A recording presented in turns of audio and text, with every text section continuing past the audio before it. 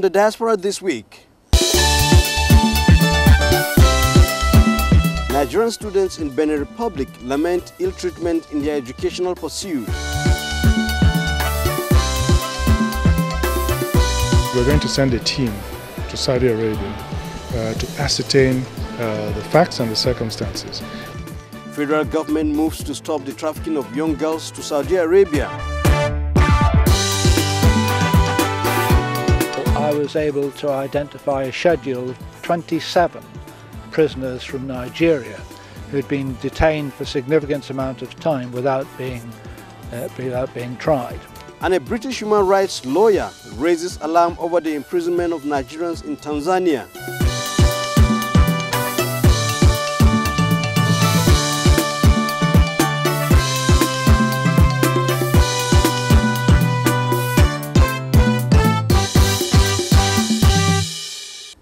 Hello, this is the Diaspora on the NTA. Welcome to the program.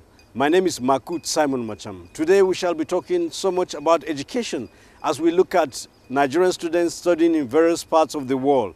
As you may be aware, Nigerian students are all over the world trying to earn knowledge. And today we shall be looking at their challenges, their prospects, and of course, their motivation for studying abroad. Welcome to the program. Now let's go straight to our first story as we look at Nigerian students in Benin Republic, Nigeria's next door neighbor. Now, over the week, some of them came to Nigeria to lodge some complaints with the Senior Special Assistant to the President on Diaspora and Foreign Affairs, Abike Dabiri-Erewa. The Senior Special Assistant to the President on Diaspora and Foreign Affairs, Abike Dabiri-Erewa, has cautioned parents and students against patronizing unaccredited and substandard universities abroad. Abike Dabiri-Erewa, who received officials of the National Association of Nigerian Students in Benin Republic, says the alarming rate at which Nigerian students are deceived into attending unaccredited and substandard schools abroad, particularly in neighboring countries, is worrisome and must be dealt with decisively. Nigerian students have been exploited in most of these countries.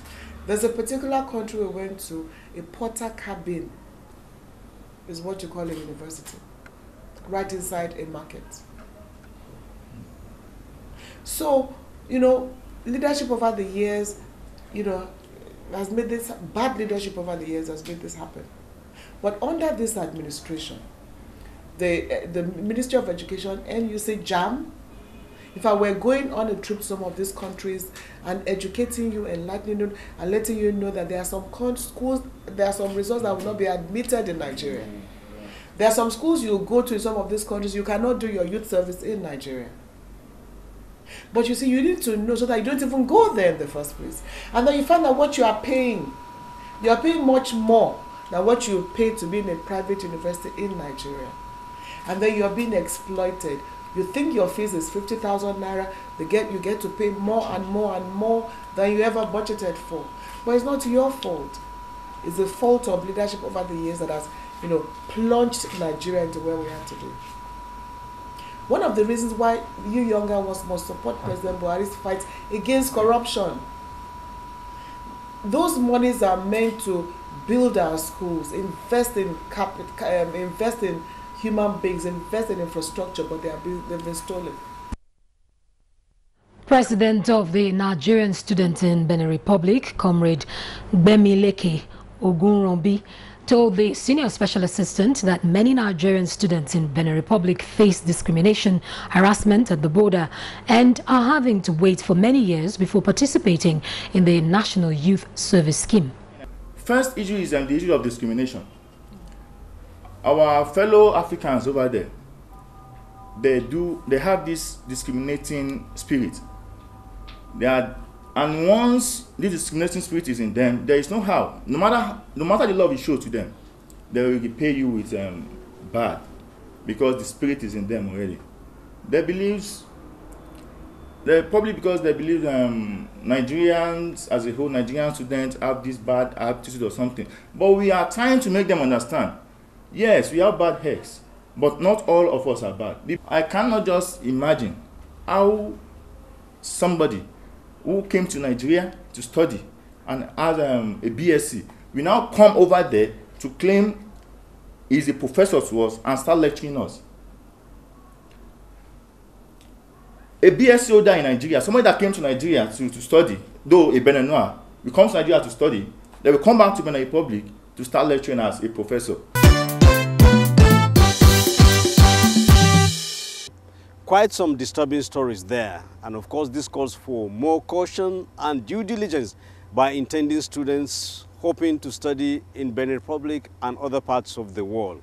Now, what is the situation with Nigerian students in China? What challenges do they face? What is their well-being like? My colleague Julieta Aino spoke with some of them and filed in this report.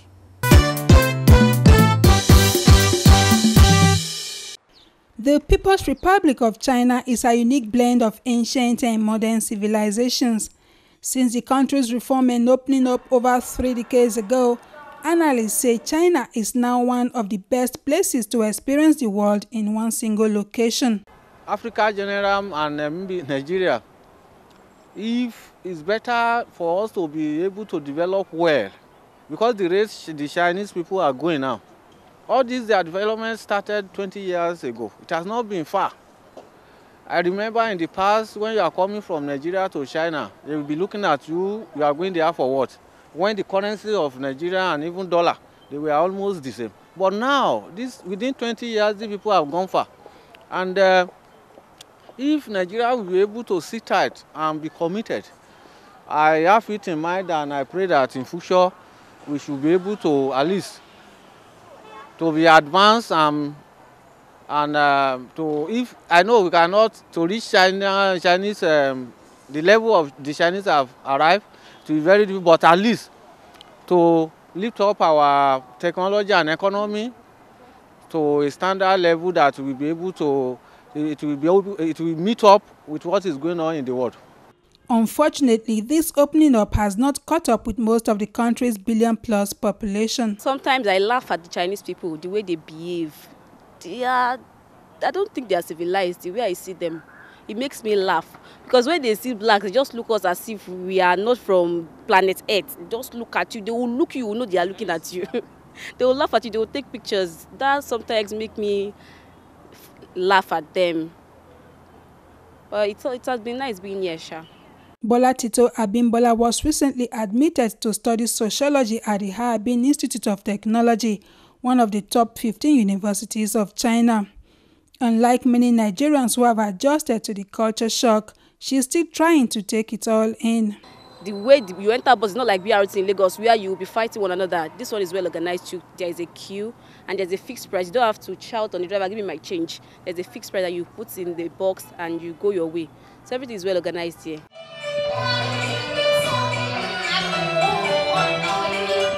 Just like Nigeria, China has a rich culture and a wide variety of food, mainly eaten with chopsticks. Whereas in Nigeria and other African countries, the diet is completely different and eaten with hands or cutlery. This is one of many situations many African students have had to adjust to. When I first came, food is one of the challenges I face. But the variety of food the Chinese are having, they don't have variety of food like Africa. We have varieties of food in Nigeria than Chinese. So they are more of vegetable and mostly noodles and rice. So I found it difficult initially to cope with it, but now I'm okay with the diet. Initially, the first challenges that I faced when I came here was the weather condition. Very cold, but later I discovered that because we are in the northern part of China, that's why the weather is always too cold. The winter period is higher than the spring period. The winter period is almost 7 or 8 months that we'll be experiencing below 0 degrees centigrade. But now I'm used to it. And at the same time, language barrier. But because my study is in English, but there's other class organized by the school for those of us studying English to be able to meet up with Chinese challenges. So now I'm a bit good in speaking Chinese. For Chinese students in these universities, having foreign friends has become an advantage. As most Chinese people on the streets neither understand nor speak English, they are usually curious about foreigners, particularly Africans. I know the Nigerian students is very smart. Yeah, and they know they more than us because they speak English is better than us. We can teach each other. China's Ministry of Education says over 378,000 international students from 204 countries studied in 775 colleges, research institutions and universities across China in 2014. My fellow students, they are good, and the lecturer, the way they treat students here, it's just like they treat students as a, you just believe that they teach student friendly. They are very friendly to their students. And they are so committed that you don't need to go and remind them the time they're supposed to come and lecture you before they will come around. 15 minutes to the time, they will be in the class. The way we are being taught here, the class settings, like I heard that they admitted over 1,000 international students, but in my class we're just 14. The teacher will be able to teach everybody, be able to pay attention to each person. Compared to Nigeria, where you have a lot of crowd in one class and the teacher does not even know who is who. You might not even understand what the teacher is teaching you and you won't be able to talk. But here, you have a teacher that you can talk to one-on-one. You can walk up to a teacher and say, I don't understand this, I don't understand this. I think the academic environment is more friendly than that of Nigeria. Then there's security here, well organized. Like, I was surprised when I saw a van cleaning the ground. I was surprised. That is not done in Nigeria. Everywhere is neat here. Even if you drop something on the floor, somebody is picking it already. Everywhere is neat, everywhere is friendly, just for the culture. The government says international exchange program is an important part of the country's social development. If you're just joining us, this is the Diaspora on the NTA. We have been talking education, Nigerian students studying abroad. Now let's move to Canada and get the situation with Nigerian students in that country. What kind of opportunities are there? What is the situation like with them? Let's hear from Joy Oseagu, who gives us this report about Nigerian students in Canada. Hands-on learning, as it is called in North America, simply means students having to manipulate what they're studying. In general sense, it means learning by experience. And this method of teaching has a way of challenging your creative ability to do something different from the mundane. The Canadian administration appreciates the influence of human capital development. That demonstrates why the hands-on learning approach is a preference for students at all levels in Canada. Specialists say healthy financial growth entails high domestic infrastructure, foreign relations, technological discoveries, and above all, a productive workforce. The Minds-on design has lessened the dilemma of unemployment in Canada. Learners who engage in in-depth studies into objects, phenomena, and concepts extract meaning and understanding from experiences to persevere in the real world. In a nutshell, they rarely depend on white-collar jobs. Professor Nduka Otiono of Carleton University, Canada, says hands-on learning is the best approach in a world that is continually evolving. The educational system creates opportunities for children to explore their skills and to explore their talents. We need to go beyond the traditional system of education that just imparts knowledge and pays emphasis on grades and certificates. The other side of it is to see the evolving system whereby emphasis is no longer on grades. So you find that in many parts of the Western world, you do not have students coming out first, second, the way we went through school. And so you could leave school so broken because you came out last in the class, and others might taunt you. The system here recognizes that every child has his own gifts. Sydney Otobeze and Kosi Okwokenye are Nigerian students studying in Canada. You know, in Canada was the first time that I had exams where they could be open book. And for me, when I came, it was a huge mind-blowing experience because I couldn't understand how I could be allowed to, you know, look at my book and write an exam. The answers are not really in the textbook. It's really from, you know, your understanding of the concepts and how well you're able to apply them. It develops your ideas. It helps you grow and, you know, modify those ideas. It helps you, you know, structure those ideas better. So by the time you're outside, you're in the real world, you're able to apply those ideas into daily life, and it creates a lot more entrepreneurial opportunities to begin with. And it also, you know, closes the gap in unemployment. They're always preparing you for the real world. They're always making sure that you're never handicapped. You're never not able to know what to do. And because of that, I'm a better person. I think that's a lot of the reason why a lot of us after school are able to go out into the world and do our own thing. We're able to open businesses at age 19. I have gotten this great opportunity here, but am I going to be selfish and keep it to myself? And honestly, I don't think that I'm going to. I think that after learning here, I'm going to try and impact Nigeria. I'm going to try and change the educational system for people there. Because even here, when you're an international student, you have to pay about 3 or 4 times the amount of fees. And that, to me, is not okay. When I got to Canada, I took a short course in broadcast performing arts just to gain the Canadian experience. On a typical day, we had an hour of theory and spent the rest of the day on location, covering events, scripting, editing, post-producing, and presenting like we do at the Nigerian Television Authority. At the end of the program, 60% of my colleagues built their own studios and became employers of labor. Some became freelance reporters, and as I speak, are stringing for various television stations across the globe.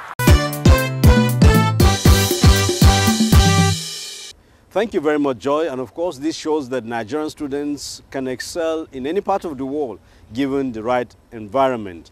Now, let's turn our attention to some other issue that is given Nigerians serious concern, and that is the rising cases of trafficking of young girls to Saudi Arabia and other parts of the Middle East. Now, the story is that many of them are trafficked to that country under the guise that they are going to work as domestic servants. But the story is that most of them are stranded. Now, the Minister of Foreign Affairs, Geoffrey Onyema, met with the Director General of the National Agency for the Prohibition of Trafficking in Persons, NAPTIP, for the second time within a month to discuss how best to tackle this situation. Here is their interaction.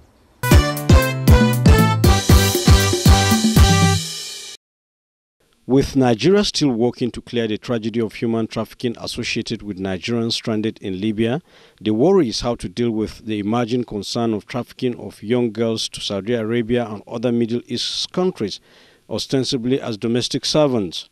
Foreign Affairs Minister Geoffrey Onyema met with the Director General of the National Agency for the Prohibition of Trafficking in Persons, NAPTIP, for the second time in about a month. The first thing we're going to do is we're going to send a team to Saudi Arabia to ascertain the facts and the circumstances. We're going to meet with the Ministry of Labor and have NAPTIP involved in this process of giving licenses, agreements, or whatever for these girls to obtain visas. And then we're also going to engage with the Saudi embassy here on this question. They are made to believe that they will be going there for jobs as housemaids and nurses, but when they get there, it's a different story. For those who are even made to work in the houses, the conditions are very, very, very difficult conditions. They work long hours from like almost 24 hours a day, and they are not paid their dues because they usually go through agents. A stitch in time, they say, saves 9. This is hoping that something drastic will be done before the situation becomes another Libya. Now, in a similar development, a British human rights lawyer, Nigel Dodds, who had done some work in Tanzania, was in Nigeria recently. He met with the Senior Special Assistant to the President on Diaspora and Foreign Affairs, Abike Dabiri-Erewa, where he intimated her about the incarceration of some Nigerians in that country without trial. Now, after the interaction, he visited us at the Nigerian Television Authority, and we spoke with him about that situation.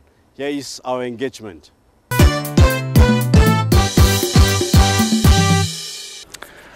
Very difficult to examine because the Tanzanians are very close. They won't let you speak to their prisoners in the courts. If you're a foreigner, they won't let you into the prisons. Anyway, by fair means or foul, I was able to identify a schedule of 27 prisoners from Nigeria who'd been detained for a significant amount of time without being tried. And I tried to follow up on their cases with the Tanzanian authorities. I also approached the British High Commission. Of course, I followed up with the Nigerian High Commissioner in Tanzania at the time to see what help could be provided for your citizens. Now, it boils down to a few different areas. I was eventually able to get access to some of the prisoners in Keku and Segeria prisons in Tanzania, and was able to identify some more cases. Also quite disturbing. The problem with these people was that they weren't being denied trial, is that they were welfare cases that weren't being picked up by the High Commission. For example, there was a pastor who'd been detained on immigration matters and was been languishing for virtually a year in prison and should have been returned to Nigeria, but he was in prison there. More disturbingly, a young boy with serious mental health difficulties who had been moved from a mental hospital to prison and should have been sent straight back to Nigeria, but was languishing there. So I drew those cases to the attention of the High Commissioner. Well, again, this is hoping that the relevant authorities will step in to ensure that these Nigerians regain their freedom or they are tried and convicted rather than being incarcerated without trial. Now, let's move to some other issues now as we bring you our Diasporan of the Week, where we highlight one Nigerian that is making the nation proud abroad.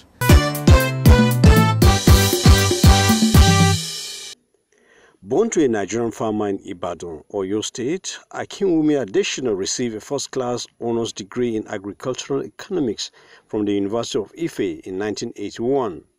In 1988, he completed a PhD in agricultural economics at the Purdue University in the United States, where he won the Outstanding PhD Thesis Award for his research work. He also won the prestigious Rockefeller Foundation Social Science Postdoctoral Fellowship in 1988, which launched his international career in global agricultural development. He was previously Vice President, Policy and Partnerships of the Alliance for a Green Revolution in Africa, AGRA. He was also Associate Director, Food Security at the Rockefeller Foundation in New York, where he worked for a decade. Adesina also served as a senior economist at West African Rice Development Association, WADA, in Bouaké, Ivory Coast. In 2010, former United Nations Secretary General Ban Ki-moon appointed him as one of the 17 global leaders to spearhead the Millennium Development Goals.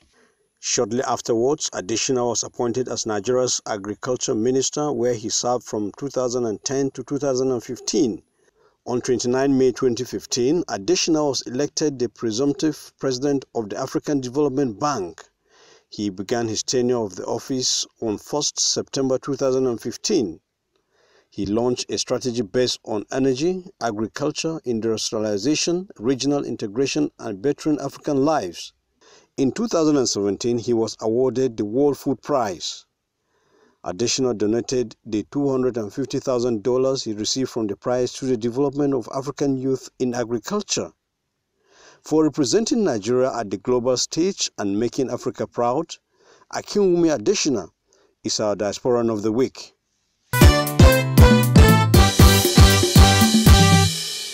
Thumbs up to our Diasporan of the Week for serving as a model and indeed setting the pace for other younger Nigerians who want to venture out of the country for business and other professions. Now is that time that we bring you news about Nigerians in the diaspora. It's called Diaspora News. A report says that Canadian officials in Nigeria are working with the U.S. on developing tools to flag Nigerians applying for U.S. visas who may be at high risk of crossing illegally into Canada across the U.S. border. Communications Director for Immigration Minister Hush Jawal, in an interview says the collaboration is to stop visa abuse by some applicants. A Nigerian diplomat has been reportedly found dead at his residence in the Sudanese capital, Khartoum. According to reports, the police are investigating the incident, but details are sketchy on how he died. He is said to have been the consular attaché to the mission.